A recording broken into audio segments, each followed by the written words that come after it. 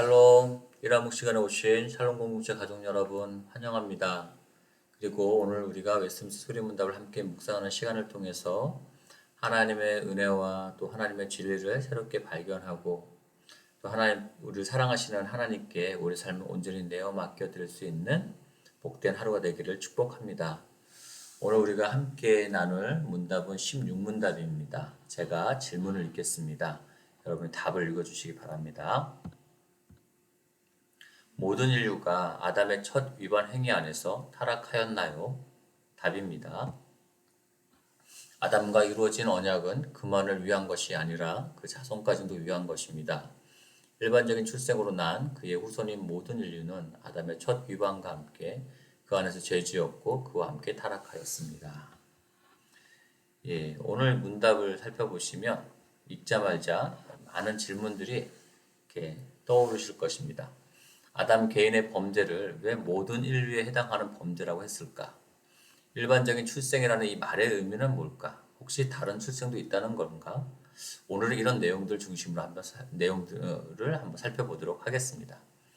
오늘 16문답은 앞에서 살펴본 아담의 그 범죄 행위가 우리 인류와 무슨 관련이 있는지를 설명하는 내용입니다. 아담과 맺으셨던 그 생명의 언약이 아담 개인의 것만이 아니라 모든 인류의 것이기에 아담의 후손인 모든 인류가 아담이 지은 그 범죄와 함께 그 안에서 죄를 지었고 그와 함께 타락했다라고 말하고 있습니다. 즉 아담의 범죄는 아담만의 것이 아니라 바로 우리가 저지른 죄라고 할 수 있다는 겁니다. 하와가 먼저 뱀의 게임에 속아서 선악을 아는 나무 열매를 따먹었지만 아담을 대표로 삼았기 때문에 아담의 죄라고 통칭한 것처럼 우리 모두의 죄에 대해 대표적으로 아담의 죄라고 말했던 것입니다. 그래서 앞에서 배운 죄의 정의 및 그 원리들이 우리들에게도 고스란히 적용이 되는 겁니다. 우리는 하나님의 법을 위반한 자들이 되었으며 그 대가로 오직 죽음에 이르게 되었습니다. 로마서 5장 12절의 말씀이 오늘 내용과 연관된 본문을 보시면 좋겠는데요. 그러므로 한 사람으로 말미암아 죄가 세상에 들어오고 죄로 말미암아 사망이 들어왔나니 이와 같이 모든 사람이 죄를 지었으므로 사망이 모든 사람에게 이르렀느니라. 한 사람인 아담이 죄를 지었고 죽음의 상태에 직면하게 되었는데 그 한 사람의 죄로 인해 모든 사람이 죄를 지었고 모든 사람이 죽음에 이르렀다고 사도 바울이 로마서에서 선언하고 있는 것입니다. 오늘 소율이 문답을 이해하기 위해서는 먼저 대표 원리에 대한 정리가 좀 필요합니다.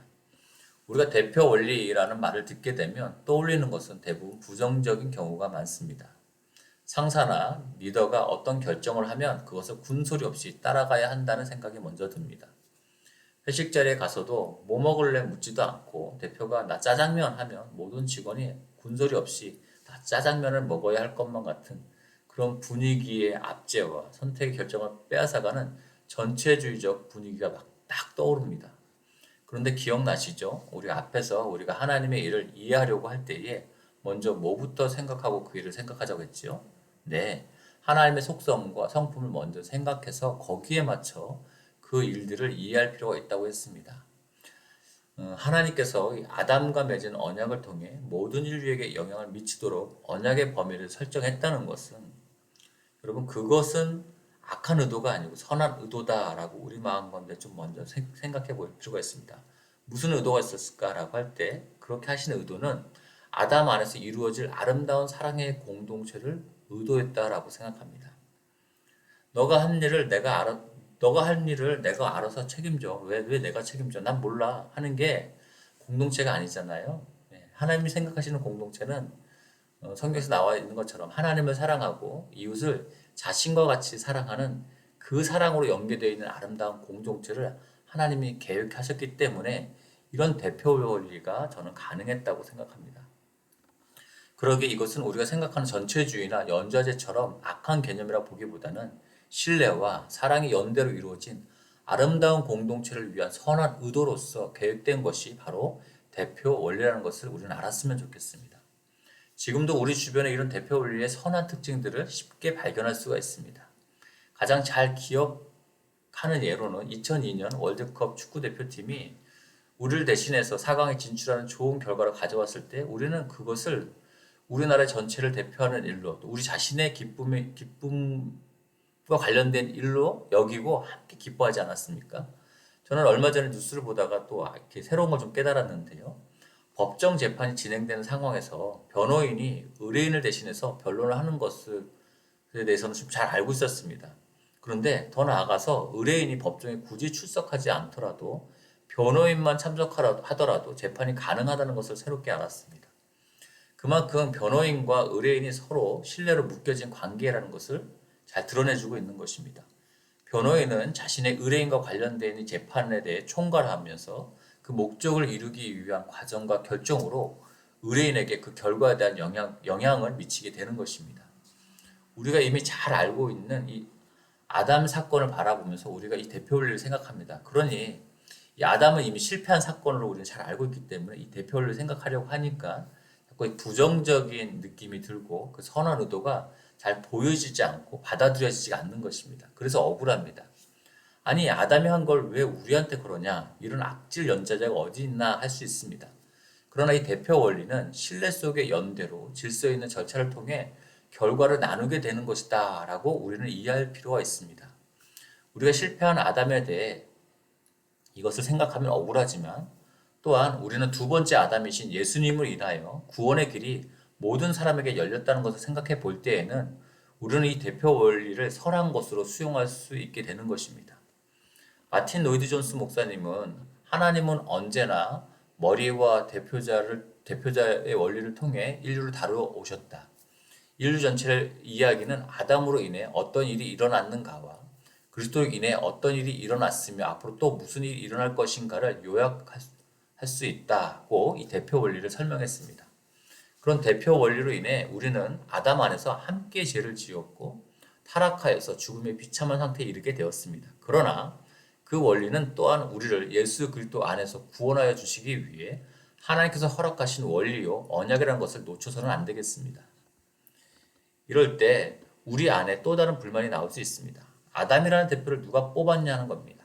그걸 인정하고 싶지 않다는 겁니다. 이럴 때에 우리는 아담이 어떤 인물이었는지를 생각해 보아야 합니다. 아담이 죄를 지어 타락했다는 결론만 가지고 우리는 아담을 만만하게 보지만요.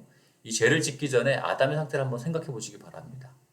하나님께서 지으신 아담은 하나님의 뜻을 알아서 동물들의 이름을 지어줄 수 있을 만큼 지혜롭고 하나님과 친밀하게 소통할 수 있는 인물이었습니다.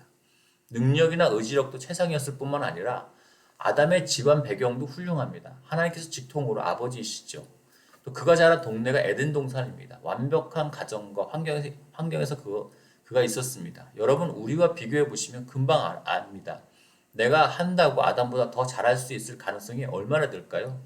지금 현재 존재하는 사람들 중에 아담보다 더 나은 대표를 우리가 세울 수 있을까요? 없습니다.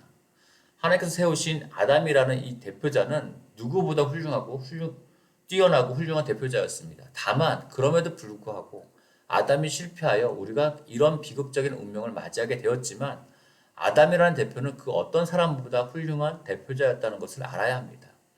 이것을 인정하지 않을 때에 하나님께서 하나님의 선하신 의도로 이루시는 그 창조보다 내가 할 수 있는 일들이 더 선하고 옳다고 여기는 교만이라는 것을 우리는 깨닫고 주의해야 할 필요가 있는 것입니다.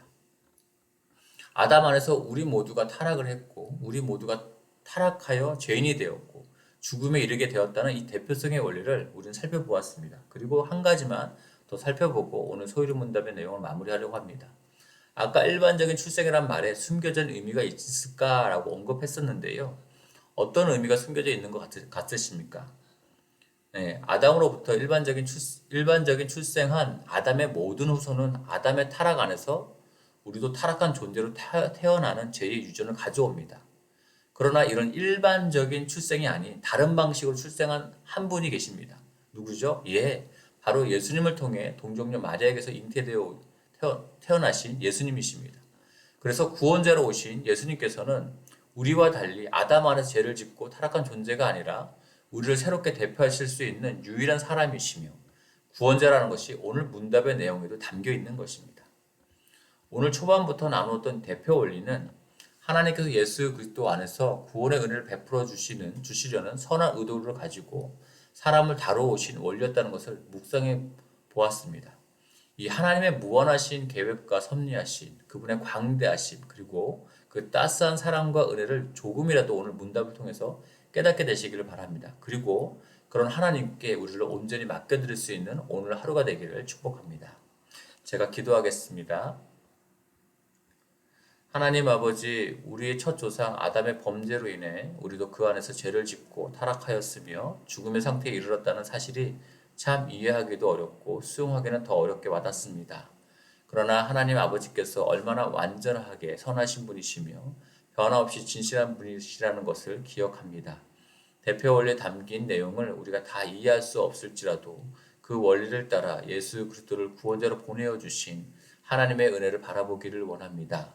우리가 만나는 그 어떤 일이 하나님을 더욱 사랑하고 더욱 의지하도록 하는 일이라면 선한 것임을 고백합니다. 오늘 배운 내용 안에서 하나님을 더욱 알아가게 해주시고 하나님의 은혜요 사랑으로 고백할 수 있도록 이 언약에 담긴 비밀을 예수 그리스도 안에서 깨닫게 해주십시오. 무엇보다 우리가 예수 그리스도께 새롭게 접붙임되어서 아무 공로 없음에도 우리의 대표가 되시는 예수님으로 인해 의롭게 여겨주시고 하나님의 자녀로 살아가는 권세를 주심에 감사하고 그런 하나님의 손에 우리의 삶을 온전히 맡겨드리는 오늘 하루가 되게 해주십시오. 예수님의 이름으로 기도합니다. 아멘. 개인 기도 시간으로 계속 기도하시겠습니다.